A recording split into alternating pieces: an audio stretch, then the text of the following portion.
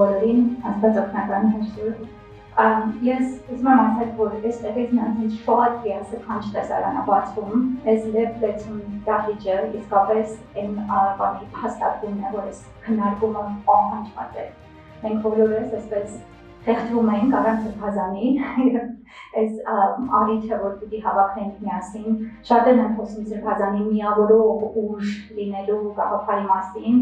տեսեք, թե ինչպես է նա մեզ միավորել այս դահլիճում, այստեղ բոլորիս միասին այս գրքի քննարկման շուրջ։